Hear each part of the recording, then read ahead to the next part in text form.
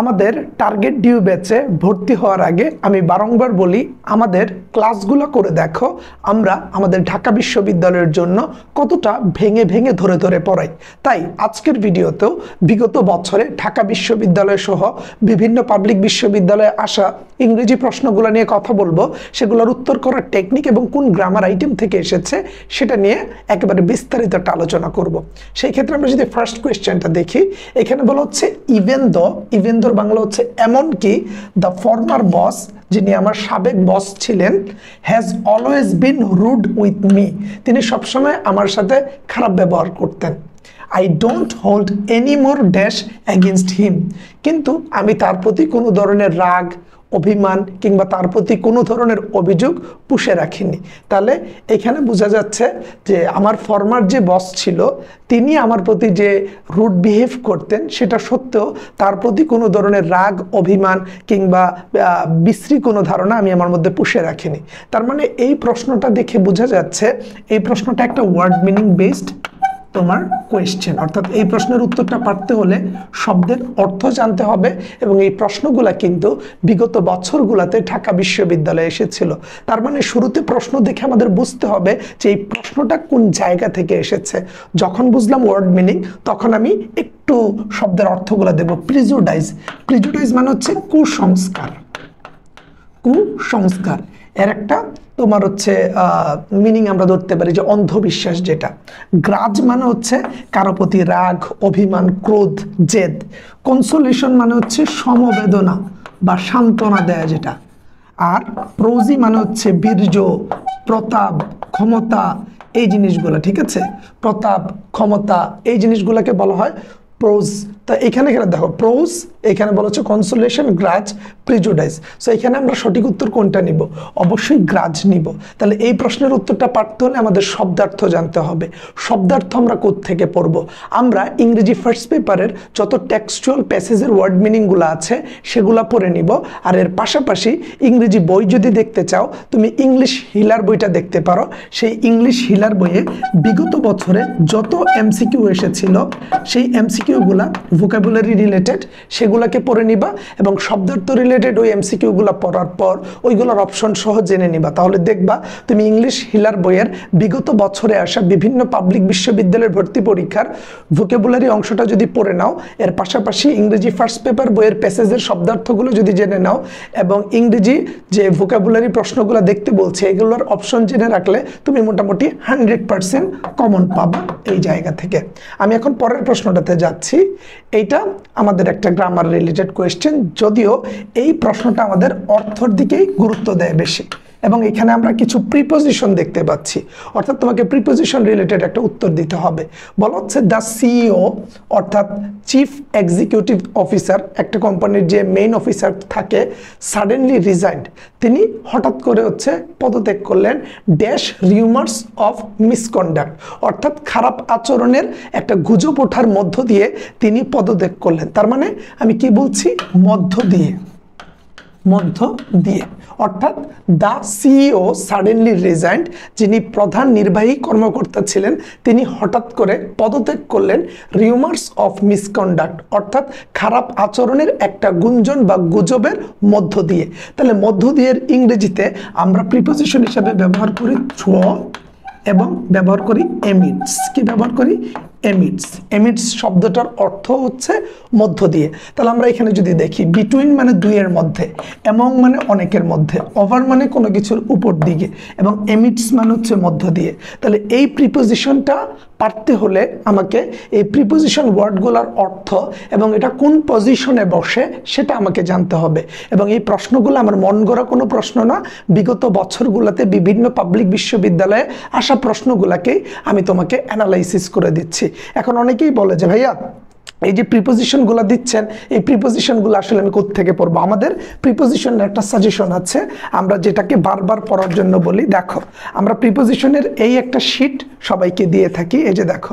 So প্রিপোজিশনের এই শিটটা তুমি যদি একবার ভালো করে পড়ো, আমরা প্রিপোজিশন রিলেটেড সকল এমসিকিউ এইখানে দিয়ে দিয়েছি এবং শুধুমাত্র এমসিকিউ দিয়ে আমরা শান্ত থাকিনি। আমরা এইখানে বিগত বছরগুলোতে একেবারে চাকরির পরীক্ষা এবং এই যে দেখো বিসিএস 26তম বিসিএসে আসা পরীক্ষার প্রশ্নগুলো দিচ্ছি এবং প্রতিটা প্রশ্নের নিচে দেখো ব্যাখ্যা দেয়া আছে, যে শ্যাডো দেয়া না, এটা ব্যাখ্যা। তার মানে একটা এমসিকিউ তুমি পড়ার পর ওই প্রশ্নের উত্তরটা কি হবে সেটার ব্যাখ্যা আমরা এখানে দিয়ে দিচ্ছি। তাহলে প্রিপোজিশনের এখানে 66 পেজের একটা শীট আছে। এরকম প্রতিটা কন্টেন্টের শীট দিচ্ছি আমরা আমাদের প্রাইভেট ব্যাচে। এই শীটটা তুমি যদি ডেইলি এক পাতা করে 1 থেকে 1.5 মাস পড়ো, তাহলে আমার বিশ্বাস তুমি প্রতিটা এমসিকিউ যখন পড়বা এবং নিচের ব্যাখ্যাটা যখন দেখবা যে কেন হয়েছে, তোমার আলাদা করে এই প্রিপোজিশন নিয়ে ভয় থাকবে না। আমরা অতি যত্নে এই 66 পেজের সাজেশনটা বানিয়েছি। এরকম ইংরেজি, বাংলা, সাধারণ জ্ঞান, হিসাব বিজ্ঞান, ম্যানেজমেন্ট আমাদের টার্গেট ডিউ ব্যাচে ধরে ধরে সবগুলা জিনিসকে শেষ করে দিচ্ছি। আমি যদি পরের প্রশ্নটাতে দেখি, এখানে বলা হচ্ছে the verb form of the word prison, অর্থাৎ এই প্রিজন শব্দটার ভার্ব ফর্ম কি।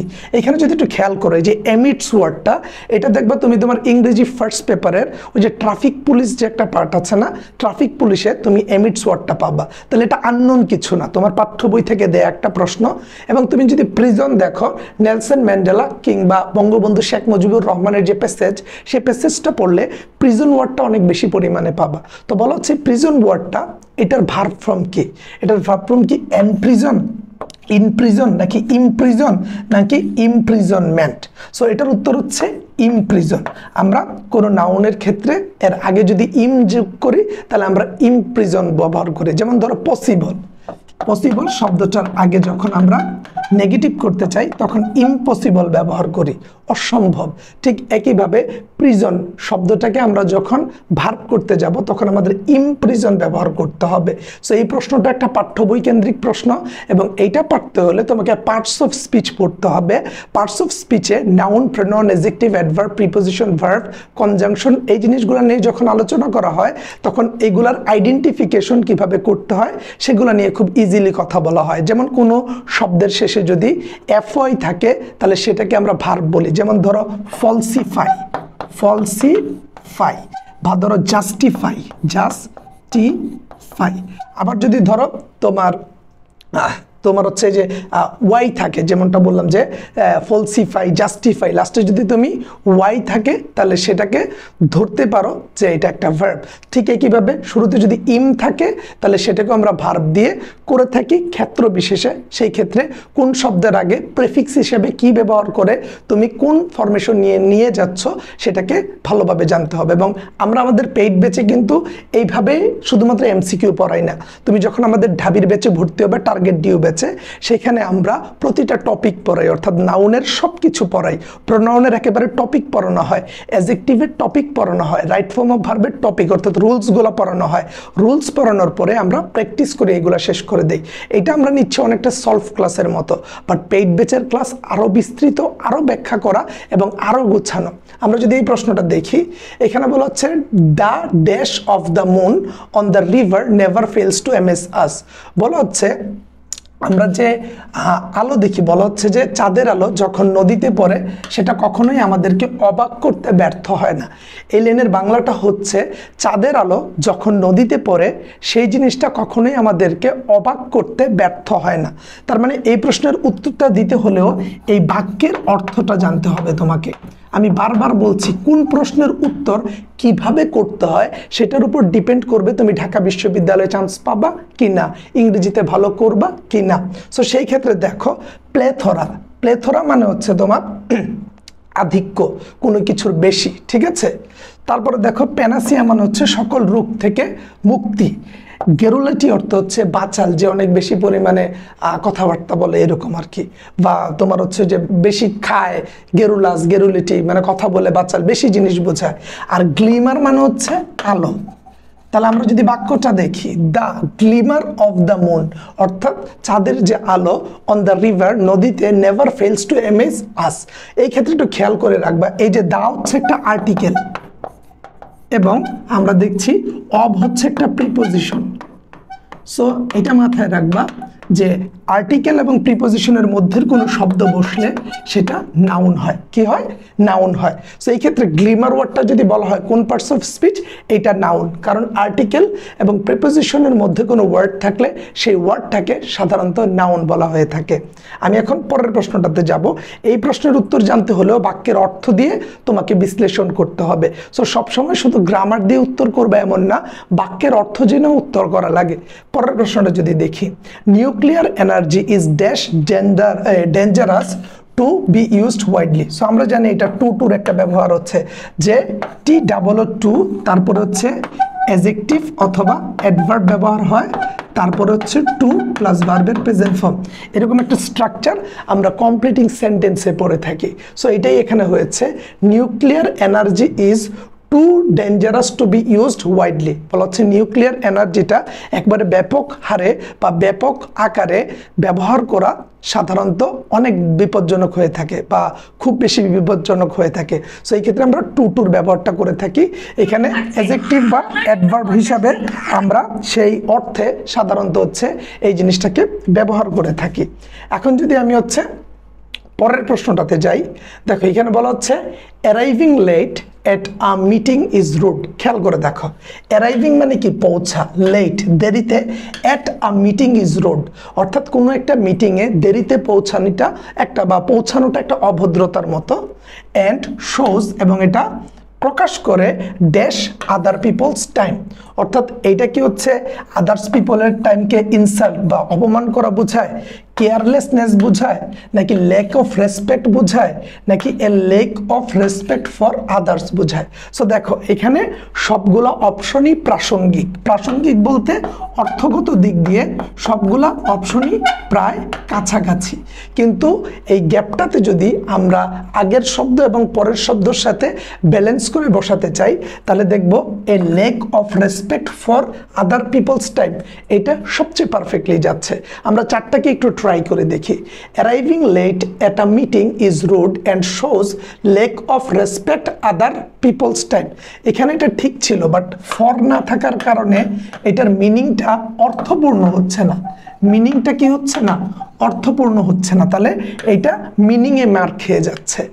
এখানে বলা হচ্ছে arriving late at a meeting is rude and shows insult others, insult others people time. তো এটা আসলে কখনো এরকম হয় না যে অন্যের টাইমকে অপমান করা, একেবারে নিন্দা করার সমান, এরকম হয় না। এরকম হতে পারে যে তুমি অন্যকে সম্মান করছো না, কিন্তু তুমি দেরি করে আসা মানে যে সবাইকে অপমান করছো, বিষয়টা কিন্তু এমন না।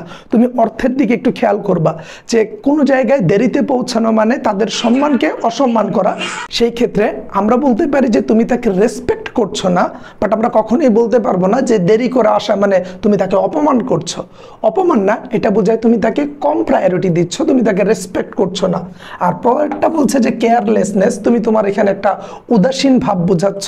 আসলে এরকম না, উদাসীন যদি কেউ হতো তাহলে সে সেই জায়গায় যেতই না।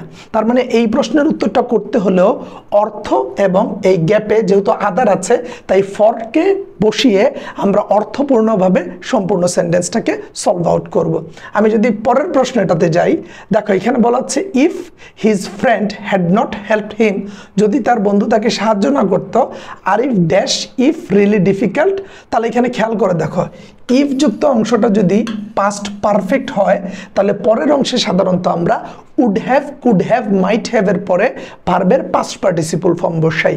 ইফ যুক্ত অংশটা যদি পাস্ট পারফেক্ট হয় তাহলে পরের অংশটাতে আমরা would have, could have, might have এর পরে ভার্বের পাস্ট পার্টিসিপল ফর্ম বসাই। তাহলে দেখো এইখানে মাইট হ্যাভ এর পরে ভার্বের পাস্ট পার্টিসিপল ফর্ম আছে, এখানে উড হ্যাভ এর পরে ভার্বের পাস্ট পার্টিসিপল ফর্ম আছে, এখানে মাইট নট হ্যাভ এর পরে ভার্বের পাস্ট পার্টিসিপল ফর্ম আছে, এখানে উড হ্যাভ এর পরে তোমার ইনফিনিটিভ আছে। তাহলে এইটাও হবে না, এইটাও হবে না।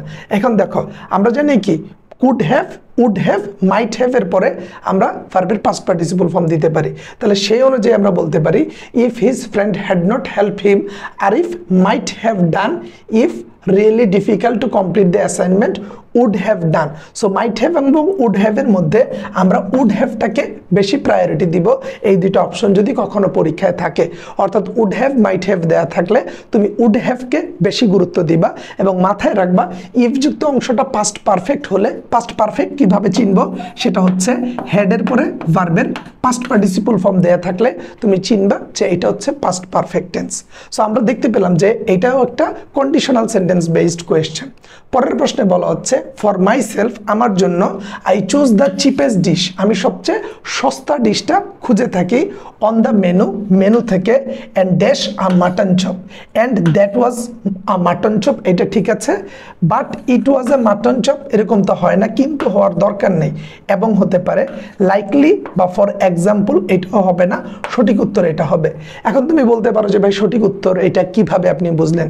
এই প্রশ্নটা ডিরেক্ট হচ্ছে তোমাদের একটা পাঠ্য বই কেন্দ্রিক কোয়েশ্চেন, যেটা দ্য লাঞ্চিয়ন থেকে এসেছে। দ্য লাঞ্চিয়ন থেকে এসেছে। দ্য লাঞ্চিয়ন উইলিয়াম সমারসেট মমের একটা স্টোরি, সেই স্টোরি থেকে এই অংশটা ডিরেক্ট দিয়ে দিয়েছে। অর্থাৎ গ্রামার রুলসের অ্যাপ্লিকেশনের বাইরে তুমি যদি ইংরেজি ফার্স্ট পেপার প্যাসেজগুলো ভালোভাবে পড়ো তাহলে এই প্রশ্নের উত্তরগুলো দিতে পারবা। এবং এই প্রশ্নটা কিন্তু 2023-24 সেশনে ঢাকা বিশ্ববিদ্যালয়ের বি ইউনিটেও এসেছে। সো মাথা ঠান্ডা রেখে আগে বুঝো কোন প্রশ্ন কোথা থেকে আসছে, এবং তুমি যখন পরীক্ষা দিবা তখন প্রশ্ন কিভাবে হতে পারে। ইংরেজি ফার্স্ট পেপারের প্যাসেজগুলোকে অবশ্যই গুরুত্ব দিয়ে পড়বা। এখন যদি আমরা আমাদের পেইড ব্যাচটার কথা বলি, সেক্ষেত্রে দেখো আমাদের টার্গেট ডিউ ব্যাচে ভর্তি চলছে। সেখানে আমাদের বাংলার ক্লাস 50টি, ইংরেজির ক্লাস 50টি, সাধারণ জ্ঞানের ক্লাস হবে 50টি, এবং এখানে আমরা এমসিকিউ প্লাস রিটেন ক্লাস নিব। এমসিকিউ প্লাস রিটেন ক্লাস হবে আমাদের এই ব্যাচে। আমাদের কোর্স ফি হচ্ছে 3000 টাকা। তোমরা যারা ভর্তি হতে চাচ্ছ তারা আমাদের নিচের দুইটা নাম্বারে কল দিয়ে অথবা বিকাশে বা নগদে টাকা পাঠিয়ে অথবা ফেসবুক পেজে SMS করে ভর্তি হয়ে যেতে পারো এবং বিস্তারিত আরও সকল কিছু জেনে নিতে পারো। প্রতিটা ক্লাস শেষে পরীক্ষা হবে এবং ফুল কোর্সটা শেষ হলে ফাইনাল মডেল টেস্ট নিব 20টি, একেবারে ঢাকা বিশ্ববিদ্যালয়ের মতো করে। যারা সি ইউনিটের স্টুডেন্ট আছে তাদের জন্য বাংলার ক্লাস 50টি, ইংরেজির 50টি, হিসাব বিজ্ঞানের 30টি, ম্যানেজমেন্ট, ফিনান্স এবং মার্কেটিং ক্লাস থাকবে 20টি করে। ফাইনাল মডেল টেস্ট থাকবে 20টা, একেবারে ঢাকা বিশ্ববিদ্যালয়ের মতো করে। কোর্স ফি 6000, এখন ডিসকাউন্টে চলছে 3000 টাকা। আমাদের কোর্সে ভর্তি হতে চাইলে এই দুইটা নাম্বারে তুমি বিকাশে বা নগদে টাকা পাঠিয়ে কল দিতে পারো অথবা ডিরেক্ট কল দিয়ে কথা বলতে পারো। আমাদের সাথে ডিরেক্ট কথা বলে তুমি ভর্তির জন্য চিন্তা ভাবনা করতে পারো। আমাদের ফেসবুক পেজে SMS করতে পারো, তাহলে আমরা বিস্তারিত সব কিছু বলে দিব কি কি করতে হবে। এবং আমাদের সি ইউনিটের ব্যাচে ভর্তি হলে তুমি ঢাকা বিশ্ববিদ্যালয়ের বি ইউনিটের ক্লাস ফ্রিতে পেয়ে যাবা। এবং আমাদের এই টার্গেট ডিউ ব্যাচে ভর্তি হলে পরবর্তীতে গুচ্ছ, রাজশাহী, চট্টগ্রাম, জাহাঙ্গীরনগরের জন্য আর আলাদা করে ব্যাচে ভর্তি হওয়া লাগবে না। এক ব্যাচেই সকল ব্যাচের ক্লাস তুমি পেয়ে যাবা এবং রিটেনের ক্লাসগুলো নিবে টপাররা। আমাদের এই কোর্সের ক্লাসগুলো ফেসবুক সিক্রেট গ্রুপে লাইভে হবে। প্রতিটা ক্লাস রেকর্ডেড থাকবে। ক্লাস শেষে লেকচার শিটগুলো PDF আকারে দেওয়া হবে, যেমনটা আমরা তোমাকে এইখানে দেখিয়েছিলাম। এই যে দেখো, প্রতিটা ক্লাস শেষে এই টপিকগুলোর উপর পরীক্ষা নেওয়া হবে। পরীক্ষায় নেগেটিভ মার্কিং থাকবে, মেরিট পজিশন দেখা যাবে এবং তোমার কোন কোন আইটেমগুলো ভুল হচ্ছে সেটা তুমি দেখতে পারবা। কে টপ স্কোর করেছে সেটাও জানা যাবে এবং সেখানে কোনো ভুল হলে সেটার জন্য নিব সলভ ক্লাস। ক্লাসগুলো নিবে ঢাকা বিশ্ববিদ্যালয় অধ্যয়নরত শিক্ষার্থীরা। আমাদের এই ব্যাচে যারা ক্লাস নিবে সবাই ঢাবিয়ান, ঢাকা বিশ্ববিদ্যালয়ের বাইরে কেউ ক্লাস নিবে না। যারা টপার তারা এসে রিটেন ক্লাসে তোমাকে সাজেশন দিবে যে রিটেনের জন্য কিভাবে পড়তে হবে, কোন জায়গা থেকে পড়তে হবে এবং কিভাবে লিখলে সর্বোচ্চ নাম্বার পাওয়া যায়, তারা কিভাবে লিখে হাইয়েস্ট স্কোর পেয়েছে সেটা নিয়ে তোমাকে একটা বিস্তারিত ধারণা দিবে আমাদের এই ব্যাচে। আমাদের এই ব্যাচের কোর্স ফি 3000 টাকা বলেছি এবং কোর্সের ক্লাস চলবে একেবারে ঢাকা বিশ্ববিদ্যালয়, রাজশাহী, চট্টগ্রাম, জাহাঙ্গীরনগর, গুচ্ছ এবং 7 কলেজের ভর্তি পরীক্ষার আগ পর্যন্ত এই ব্যাচে তুমি ক্লাস পাবা। এরপরও বিস্তারিত জানার থাকলে তুমি পেজে ইনবক্স করো, আমাদের নাম্বারে কল দাও, আমরা বিস্তারিত বলে দিব। সো সেই ক্ষেত্রে আমাদের ক্লাস শীঘ্রই শুরু হচ্ছে, তুমি পেজে ইনবক্স করলে জেনে যাবা। সো এইখানে যে প্রশ্নটা দেওয়া হচ্ছে, বলা হচ্ছে Rahat will be going to US, he dash. তাহলে এটা হচ্ছে আমাদের একটা ট্যাগ কোয়েশ্চেন থেকে প্রশ্ন করেছে। সো আমরা জানি উইল থাকলে সাধারণত ওন্ট বসে। উইল থাকলে কি বসে? ওন্ট। ট্যাগ কোয়েশ্চেনের এই জিনিসটা আমরা জানি, আমাদের যে অক্সিলারি ভার্ব দেয়া থাকে তার নেগেটিভ ফর্মটা বসাতে হয়। তাহলে উইল থাকলে ওন্ট হবে। আর রাহাত যেহেতু একটা তোমার সিঙ্গুলার ব্যক্তি বুঝাচ্ছে, সো সিঙ্গুলার ব্যক্তি বুঝালে আমরা হি ব্যবহার করে থাকি। সো রাহাত থাকার কারণে ওন্ট হি হয়েছে। হি যেহেতু দেয়া আছে, আমরা উইলের নেগেটিভ ফর্ম ওন্ট, অর্থাৎ ওন্ট মানে তুমি বলতে পারো ওন্ট শব্দের অর্থ হচ্ছে উইল নট। উইল নটের একেবারে কন্ট্রাক্ট যে ফর্মটা বা একেবারে কন্ট্রাস্ট ফর্মটা যেটা ছোট ফর্ম সেটাকে আমরা ওন্ট বলে থাকি।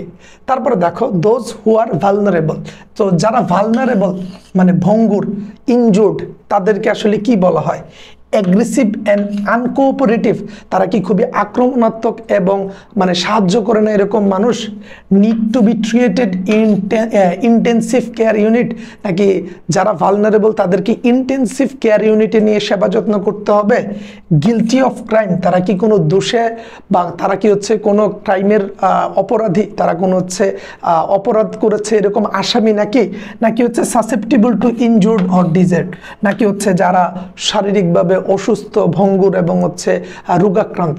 সো ভালনারেবল শব্দের অর্থটাই হচ্ছে এটা, যারা শারীরিকভাবে ভগ্ন, ইনজুর্ড, অসুস্থ, তাদেরকে ভালনারেবল বলা হয়ে থাকে। এই প্রশ্নটাও একটা ওয়ার্ড মিনিং বেসড কোয়েশ্চেন, অর্থাৎ যারা ভালনারেবল শব্দের অর্থ জানে তারা এই প্রশ্নের উত্তর করতে পারবে। সো আমি বারবার বলছি, ঢাকা বিশ্ববিদ্যালয়ের প্রশ্নগুলা কোন কোন গ্রামার আইটেম, কোন কোন শব্দের অর্থ, কোন কোন বাক্য বুঝে উত্তর করতে হয় সেটা জেনে গেলে তোমার জন্য ঢাকা বিশ্ববিদ্যালয়ে চান্স পাওয়া সহজ। এবং এটা হচ্ছে আমাদের নমুনা ক্লাস বা ফ্রি ক্লাস, আমরা পেইড বেচে এর চেয়ে যত্ন নিয়ে প্রতিটা আইটেমকে ব্যাখ্যা করে করে পড়াবো। তারপরের প্রশ্নটা দেখো, বলা হচ্ছে নিচের কোন বানানটা কারেক্টলি স্পেলড হয়েছে? সেটা হচ্ছে বিজায়ার। বিজায়ারের মানে হচ্ছে অদ্ভুত এবং এর সাথে অ্যাপ্রোপ্রিয়েট প্রিপোজিশন হিসেবে অ্যাট বসে। খেয়াল করে দেখবা, অ্যাডমিশনের জন্য ভোকাবুলারি, তারপর হচ্ছে স্পেলিং, তারপর হচ্ছে অ্যানালজি, তারপরে দেখবা হচ্ছে প্রিপোজিশন, তারপর হচ্ছে গ্রুপ ভার্ব, এবং খেয়াল করে দেখবা ফ্রেজ অ্যান্ড ইডিয়মস। এই আইটেমগুলো পড়লে কমপক্ষে 5 থেকে 7টা প্রশ্ন কমন পড়ে যে কোনো পাবলিক বিশ্ববিদ্যালয়ের ইংরেজি প্রশ্নে। এবং এই আইটেমগুলো কোত্থেকে পড়বো আমি আগেও বলেছি, তুমি ইংরেজি বই কিনবা অ্যাডমিশনের জন্য, সেটা ইংরেজি হিলার হলে ভালো হয়। তুমি বাজারে একটু খোঁজ করে দেখবা যে ইংলিশ হিলার বইটা কেমন। সেই বইটা নেওয়ার পর তুমি ওই বইয়ের যে কন্টেন্টগুলো আছে, অর্থাৎ এই আইটেমে বিগত বছরে বিভিন্ন পাবলিক বিশ্ববিদ্যালয়ের ভর্তি পরীক্ষায় যে প্রশ্নগুলো দেয়া ছিল সেগুলা পড়বা এবং বিগত বছরে আসা প্রশ্নগুলোর অপশন সহ জেনে রাখবা। তাহলেই দেখবা পরবর্তী তুমি যে পরীক্ষা দিবা সেই পরীক্ষায় কমন পাবা। সেই ক্ষেত্রে ইংলিশ হিলার বইয়ের বাইরে যদি তোমার কাছে অন্য কোনো বই থাকে সেই বইয়েও এই কন্টেন্টগুলো দেখতে পারবা, বাট নতুন বই কিনলে হিলার বইটা দেখবা। পরবর্তীতে দেখো আমরা বলছি what is the antonym of the word pernicious? Pernicious মানে হচ্ছে তোমার ক্ষতিকর, অর্থাৎ আমরা কাউকে যদি কোনো কিছু ক্ষতি করি সেটাকে পার্নিশাস বলে থাকি। এখন দেখো মেলিফ্লুয়াস, এরপর হচ্ছে অনরুয়াস, বেনিফিশিয়াল হচ্ছে উপকারী, আর পার্নিশাস হচ্ছে ক্ষতিকর। তাহলে এটার অ্যান্টোনিম কি হবে? অ্যান্টোনিম হবে বেনিফিশিয়াস। আর স্পুরিয়াস মানে হচ্ছে ভেজাল, অনরাস মানে হচ্ছে একত্ববাদ, অর্থাৎ যে একাই কর্তৃত্ব দেখায়। সো সেই ক্ষেত্রে তুমি যদি এটার অপশন মিলাও তাহলে পার্নিশাসের উত্তর হচ্ছে বেনিফিশিয়াল, এটা ক্ষতিকর আর এটা হচ্ছে উপকারী। এই প্রশ্নটা একটা ওয়ার্ড মিনিং বেসড প্রশ্ন, অর্থাৎ শব্দার্থ কত বেশি জানতে হবে তুমি নেভার নো যে কত ডিটেলস পড়তে হবে। তারপরে দেখো এখানে বলা হচ্ছে she says I had a headache yesterday। খেয়াল করে দেখো, আমরা যখন নেরেশন করব এবং আমাদের এই ভার্বটা যখন সাধারণত প্রেজেন্ট বা ফিউচার থাকবে, সেই ক্ষেত্রে কখনোই আমরা পরবর্তী টেন্সে কোনো পরিবর্তন করব না, শুধু সাবজেক্টটাতে পরিবর্তন করব। আমাদের এই ভার্বটা যদি পাস্টে থাকে, সেইড দেয়া থাকে, তাহলে আমরা পরবর্তীতে টেন্স পরিবর্তন করব। বাট আমাদের শুরুতে যে সাবজেক্টটা থাকবে সেই সাবজেক্টের ভার্বটা যদি প্রেজেন্ট বা ফিউচার টেন্সে হয়ে থাকে, তাহলে পরবর্তী ইনভার্টেড কমার মধ্যে যে সেন্টেন্সটা থাকবে সেটার সাবজেক্ট পরিবর্তন হবে, ভার্বের কোনো পরিবর্তন হবে না। সো এইখানে আমাদের দেয়া ছিল হেডেক, তাহলে she said দেয়া, এটা হবে না। she says that she had a headache yesterday, এটা ঠিক আছে। she says that, এখানে has দেওয়া তাই হবে না। she said that she was, এটা হবে না। খেয়াল করে দেখো আমাদের বাক্য যেটা আছে হুবহু সেটা হবে। এই দেখো এখানে আমাদের বাক্য যেটা আছে হুবহু সেম, শুধু পরিবর্তন হবে এই যে সাবজেক্টটা, এখানে আই আছে এখানে she হবে। এবং এটা কেন হয়েছে? আমাদের ইনভার্টেড কমার আগের যে ভার্বটা ছিল সেটা প্রেজেন্ট টেন্স থাকে, সেটা যদি প্রেজেন্ট বা ফিউচার থাকে তাহলে ইনভার্টেড কমার মধ্যে যে সেন্টেন্সটা থাকবে সেটাতে কখনোই তুমি ভার্বের পরিবর্তন করবা না, শুধু সাবজেক্টের পরিবর্তন করবা। তারপরে দেখো which of the following sentence বা following is not synonym for speculate. Speculate মানে হচ্ছে কি অনুমান করা, বুঝতে পারা, এই টাইপের জিনিস স্পেকুলেট করা বা স্পেকুলেশন। সো এটার সিনোনিম নয় কোনটা? গেজ মানে অনুমান করা, ফিগার আউট মানে বুঝতে পারা, ওন্ডার মানে অবাক হওয়া, কিন্তু অ্যাবস্টেইন মানে হচ্ছে বিরত থাকা। তো আমরা বলতে পারি যে এইটা এইটা এইটা এবং হচ্ছে স্পেকুলেট এরা হচ্ছে প্রাসঙ্গিক শব্দ। এখানে সিনোনিম না হচ্ছে অ্যাবস্টেইন। অ্যাবস্টেইন মানে হচ্ছে বিরত থাকা, আর স্পেকুলেট মানে হচ্ছে বুঝতে পারা। গেজ মানেও বুঝতে পারা, ফিগার আউট মানেও বুঝতে পারা, ওন্ডার মানেও অবাক হওয়া। সো এই তিনটা অর্থ প্রায় প্রাসঙ্গিক, কিন্তু একটা ব্যতিক্রম। সো আমাদেরকে বলেছে যে কোনটা সিনোনিম না, এর সাথে প্রাসঙ্গিক না। সো সেই ক্ষেত্রে আমরা এটাকে উত্তর নিব। এখানে গেজ মানে হচ্ছে অনুমান করা আর কি, বুঝতে পারা, এই জিনিসগুলোকে। লাস্ট কোয়েশ্চেনটা যদি দেখি তাহলে এই প্রশ্নটা শব্দার্থ থেকে এসেছে। এখানে বলা হচ্ছে you should not dash at stranger that way. তোমার এইভাবে অপরিচিতদের প্রতি তাকিয়ে থাকা উচিত না। সো কারোর দিকে একেবারে কঠোর দৃষ্টিতে তাকিয়ে থাকাটাকে বলা হয় স্টেয়ার অ্যাট। স্টেয়ার অ্যাট হচ্ছে এক দৃষ্টিতে কারো দিকে তাকিয়ে থাকা। তাহলে you should not stare at strangers that way. তোমার এইভাবে অপরিচিত বা স্ট্রেঞ্জারদের প্রতি তাকিয়ে থাকা ঠিক না। তাহলে এই প্রশ্নটা এসেছে আমাদের প্রিপোজিশন থেকে। তাহলে প্রিপোজিশন থেকে আমরা দুইটা প্রশ্ন পেয়েছি। তো আমি বারবার বলার চেষ্টা করি, বিগত বছরে আসা পাবলিক বিশ্ববিদ্যালয়ের ভর্তি পরীক্ষার প্রশ্নগুলা সলভ করার টেকনিক এবং এই প্রশ্নগুলা কোথা থেকে আসছে, কিভাবে পড়লে ভালো করতে পারবো, এই বিষয়গুলোকে যে যত সুন্দরভাবে গুছিয়ে ধরতে পারবে এবং এগুলো ধরে ধরে পড়তে পারবে তার ভালো করা সহজ। আমরা আমাদের টার্গেট ডিউ বেচে এই জিনিসগুলোকে যত্ন সহকারে ধরে ধরে পড়াচ্ছি। আমাদের বিশ্বাস, তুমি যদি আমাদের সেই ব্যাচে ভর্তি হও একেবারে বিস্তারিত গাইডলাইন পাবা এবং সকল কিছু খুব সহজেই ধরে নিতে পারবা। সো আমাদের ব্যাচে ভর্তি হতে নাম্বার দুইটাতে কল দিতে পারো, ফেসবুক পেজ ইনবক্স করতে পারো, আমাদের সাথে যোগাযোগ করো। আমরা চেষ্টা করব ঢাকা বিশ্ববিদ্যালয়ে তোমাকে নিয়ে আসার এই যাত্রায় আমরা যেন সর্বোচ্চটা দিয়ে চেষ্টা করতে পারি।